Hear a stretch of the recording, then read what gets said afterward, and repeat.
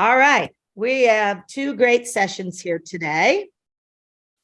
And our sessions, Marta from Portuguese, right, who's in London, that's right. So thanks for coming in. We have two, which I'm just reading the chat a little bit here as we're getting ready to start. Two wonderful presentations today, and I'll introduce each as they begin. So we have 20-minute sessions, and questions can go in the chat. What we'll do is we'll wait until both sessions are over. And then at the end, I'll take a question or two, depending on time, for each presenter.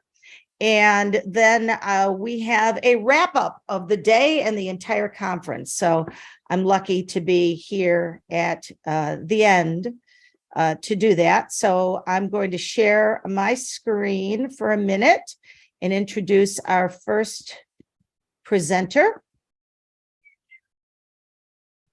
All right. What is it? Oh, yeah, there it is. Okay, I want to introduce our first presenter and talk a little bit about Bernie. This is going to be drivers of innovation, skills, and mindsets. I love Bernie's retired professor.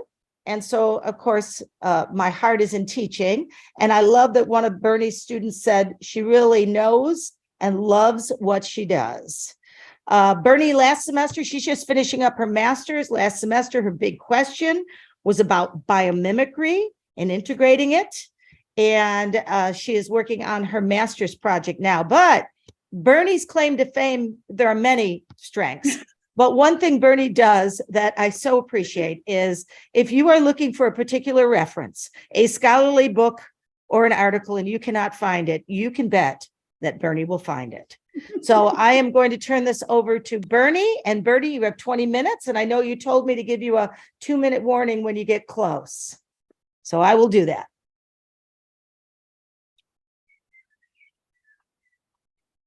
Can you see it? Yes.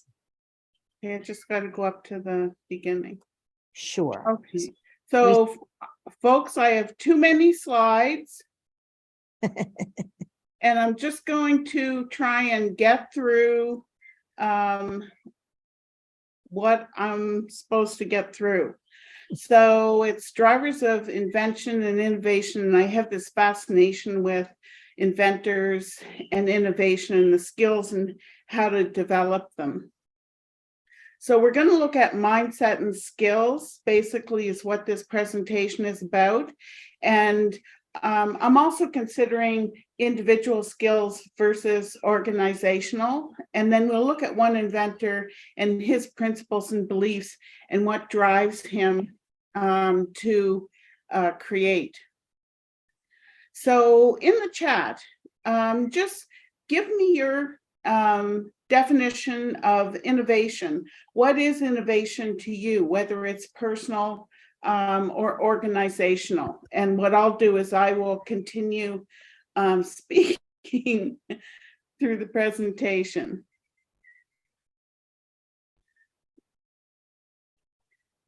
So it can be defined as introduction of something new, and it could be an outcome, it could be a process. But what I was finding is that it's very close, some of the definitions, to creativity. So I think what I have to do is define my own, what innovation is. Think of innovation as a mindset, a process, or an outcome.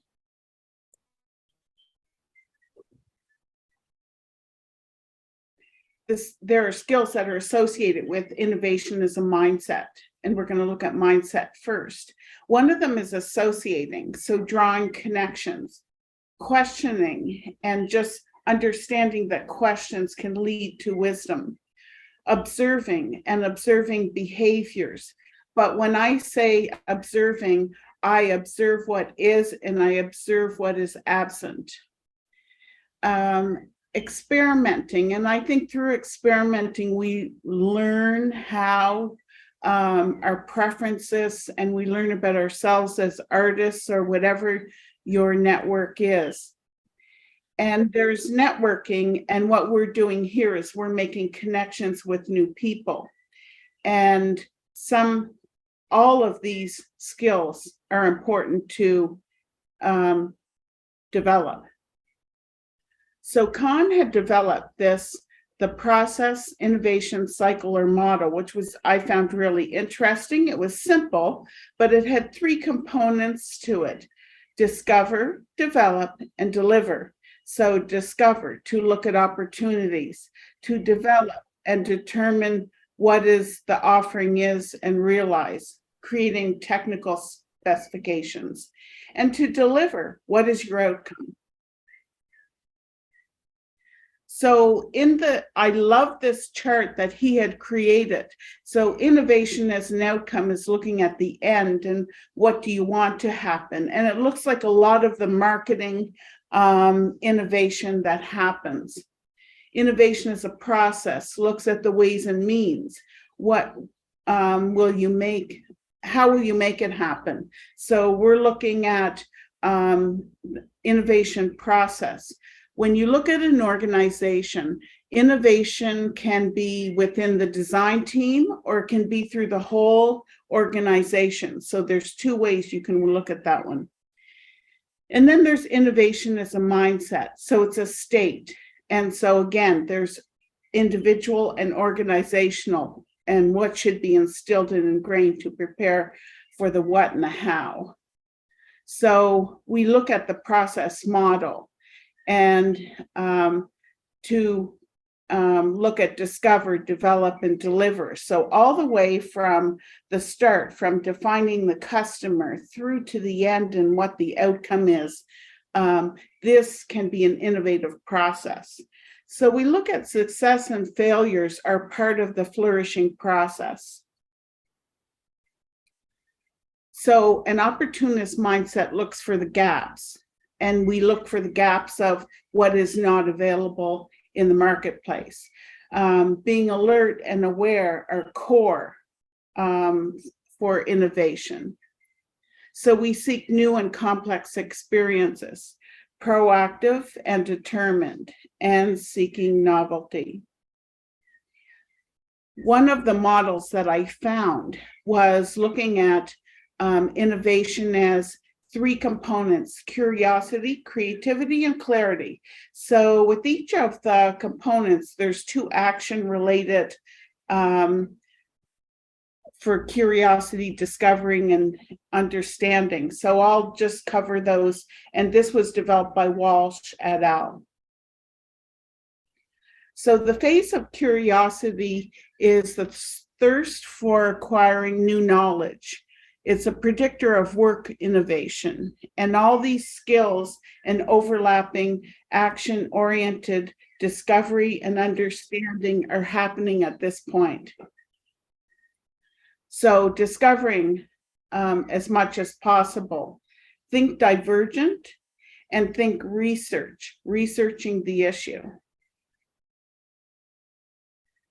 And then we look at understanding. So this is the convergent. So making sense of the information and gaining. And sometimes it rolls back and forth between the 2 so that we have a clear understanding of what the issue is.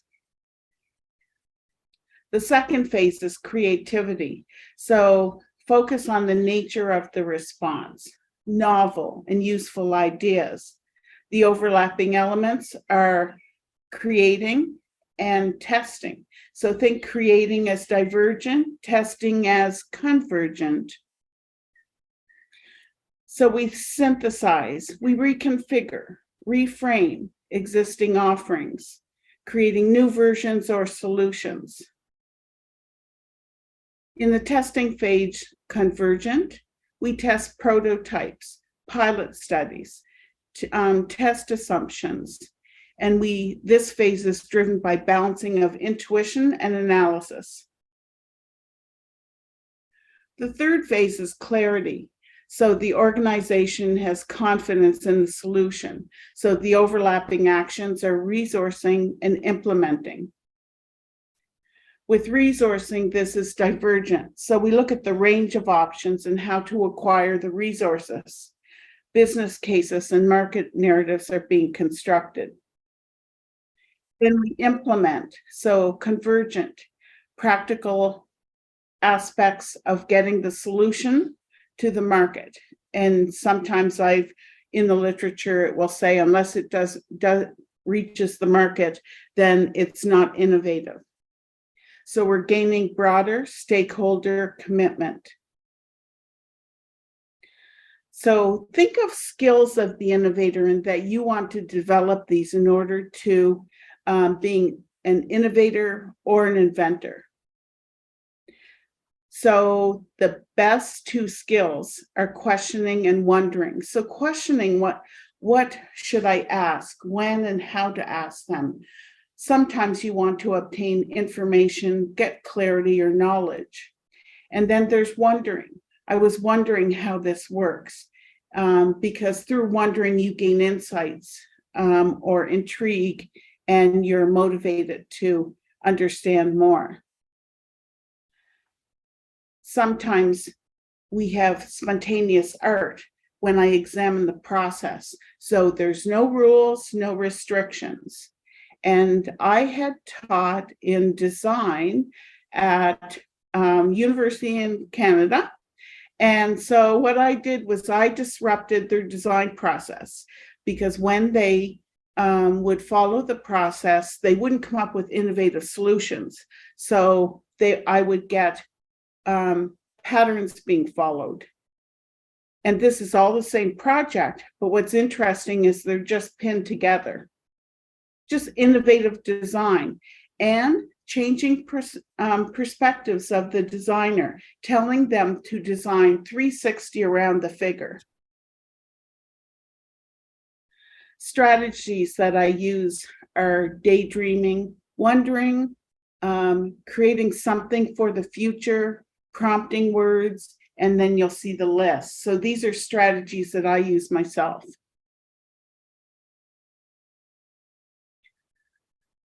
Organizational creativity is shaped by and shapes imagination. So within a model that I need to create myself is I see imagination first, then I see creativity, and then I see innovation.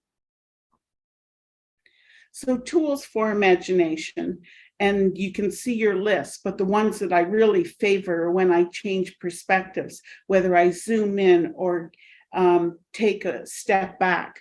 When I change perspectives, I also look at what is there and what is not there. So I am currently creating journals, and journaling is a wonderful way to explore your imagination. It gives you insights into your learning process. Am I going too fast? Oh, you're good. Okay. So I'm going to look at Leonardo da Vinci, and I've always been inspired by his work, and I started looking at his 7 creative thinking principles. And I will say to you that you should create your own creative thinking principles and live by them, and that's what he did. He spent time and immersed himself in nature, and he had a broad interest. He had work in the arts and the sciences. He documented his thinking and wrote about his observations. And he began these notebooks and took these notebooks wherever he went. He would do quick sketches and then return to them later to put in detailed notes. So these are some of the of his work, considering, and he was considering what things look from the inside. And you say he actually dissected animals in order to understand what they look like from the inside. Or here's a combination of the nature coming into some type of development model. And so he was looking at biomimicry before the word existed. Be curious how things work. And he had an insatiable curiosity in order to understand. So he started developing, and you can see again the broad interest from the machine gun to the robotic knight.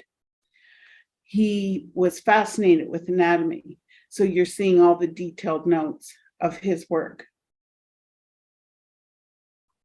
and again, parachute and diving suit. And these are the crude little notes that he wrote, and then he developed a prototype. So this, I'm going to go through his 7 creative thinking principles, and one was curiosity, and he had an insatiable appetite for continuous learning, looking for something new, wanting to learn how it worked, try it, question it, turn it inside out, explore. So question, wonder were how you develop this skill, and change the pace, combine new ideas, develop your sense of wonder. So this is actually my work. And what I had was, when I was taking creativity, psychometrics and methods with Salchuk, I had created him a board game, and I thought, how am I going to impress him? So I took all the course content and started developing this board game based on Monopoly. So you can see this is process, and I always believe in showing process work. And then this is the final board game. So I wasn't trained in it, but I have an interest in it. Then there is demonstrations. So the wisdom to create from experience, and you learn from experience. List what you believe is true and use role models. So we can do this when we have a need to experience something, examine the experience. We can learn from it and check on my beliefs, my mistakes, and affirmations. So think of it as experiments or trial and error. This is me when I did something different, and I was in a creative problem solving course, and I had to do something different as a child. And if you ever do it, it's a wonderful experience. I was creating artwork and realized that's not how children learn. So I thought, act like they do. So I got on the floor and I painted. I got on my knees and I thought, that's how they create. I had it all organized and nice. So it's just to step back and think different as a child. Number 3 is the sensation and the detailed description of our senses and the key awareness that it brings. So we can explore this if we check new angles, look for something different perspectives, and sometimes remove one sense in order to heighten another. And especially if you're into music, remove the visual and then you will hear the music. So the application here is to conduct an observation. So you can use your senses and all your senses in order to do that. Consider what do you see, but also what you don't see. So, and I used to get students to change location in order to understand that they changes their perspective. The translation from Italian was vanished. So somfatto is a reflection of opposites and finding connections. And I believe this is part of our creative process where we have chaos and paradox and uncertainty. So everything that you have learned was once new, but now it's not, and you may be going through this uncertainty. So imagine a scenario when you have the right thing to do, and imagine you know the answer. So we can manage it by meditation and breathing and body scanning, and even reflection and looking to our past. 2 minutes learning. Okay, looking to the arts and the science and keeping our minds open. And we can use mind mapping, identify connections. I did a waiting room app. So this was how I used it, my art against hospital waiting room. this is part of my master's project, and I'm making a plug for myself. So I'm using biomimicry and creating these journals and force connections that inspire innovation. And this one did not translate. Corpatella, the grace, ambidexterity, fitness, and poise. So strengthening your mind and your non-dominant hand. So think of, you could look to the Alexander techniques that relearn to poise and all of the other components, but it's looking at anatomy. And there is the link on the technique and what it does. And the last one is the connection, the decision. We need to make connections. And reflection is a good one to make connections. Your past informs your current situation that will inform your future. So the decisions you made years ago are impacting you today.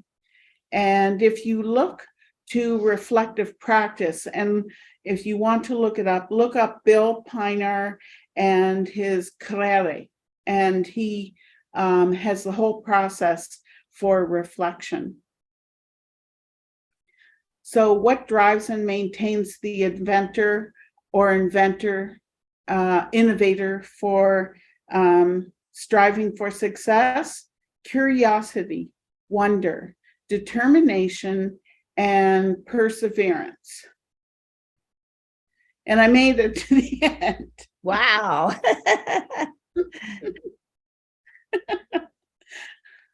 I'll just stop it there because I just put some behind the. That's fine. Thank you. Okay. Thank you, Bernie. I told you I could do it, Sue. I told you I could do it. You did. You did. I'm hearing, oh, I'll mute. There we go. Somebody was unmuted there for a minute. Thank you, Bernie. Always a pleasure. Lots of great information. And I'm sure people could contact you if they want some specific information that you had there. So Yes.